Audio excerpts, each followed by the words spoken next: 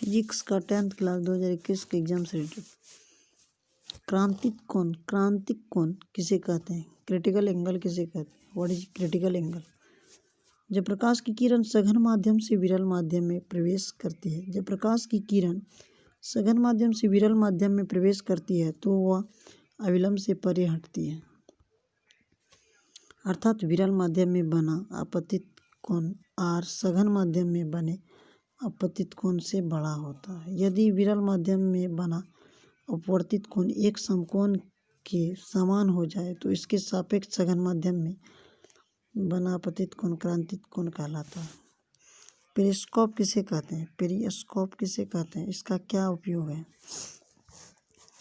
Periscope एक यंत्र है जिसके द्वारा हम अपने में छिपी हुई वस्तुओं को देख सकते हैं। सैनिक खाइयों में छिपकर मैदान पहाड़ों को देख सकते हैं और पनडुब्बियों में बैठे सैनिकों समुद्र तल का पर्यवेक्षण कर सकते हैं। किसी धुंध वाले दिन अवरक्त और फोटोग्राफी भी इसकी सहायता से ली जा सकती है। पेरिस्कोप समतल दर्पण की सहायता से बनाए जा सकते हैं जो प्रकाश के परावर्तन सिद्धांत पर कार्य करते हैं। उच्च कोटि के पेरिस्कोप में प्रिज्म का भी प्रयोग किया जाता है।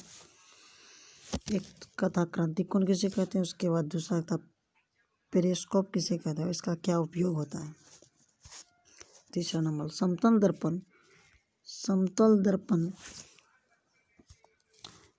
दर्पण में बनने वाले प्रतिबिंब की विशेषता। समतल दर्पण में बनने वाले प्रतिबिंब की विशेषता क्या है? उत्तर, समतल दर्पण के सामने जितनी दूरी पर कोई वस्तु हो तो उसका प्रतिबिंब उतना ही पीछे बनता है और समतल दर्पण में किसी भी वस्तु के पूरे बिंब को देखने के लिए दर्पण का आकार में उसका आधा होना आवश्यक होता है। चौथा नंबर अवतल दर्पण के उपयोग लिखिए। अवतल दर्पण के निम्नलिखित उपयोग है। अवतल दर्पण के निम्नलिखित उपयोग है जो एक में है, बड़े आकार के अवतल दर्पण का प्रयोग ऊर्जा के लिए किया जाता है सुरभट्टी में। उसके बाद दूसरा में इनका प्रयोग वाहनों को headlight, lamp, search light, torch आदि बनाने में प्रयोग किया जाता है। तीसरा में शेविंग दर्पण, दाढ़ी बनाने में भी इनका प्रयोग किया जाता है।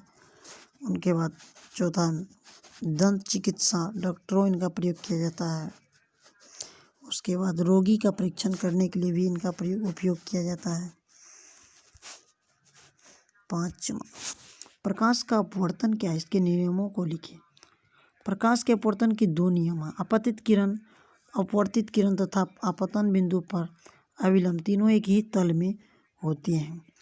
दूसरा, जब एक ही रंग के प्रकाश की किरण किन्हीं दो माध्यमों के सीमा तल पर तिरछी आपतित होती है तो आपतन कोण की जाया साइन तथा अपवर्तन कोण की आर की जाया साइन का अनुपात एक ही नियतांक में होता है। इस नियमों को स्नेल का नियम भी कहते हैं।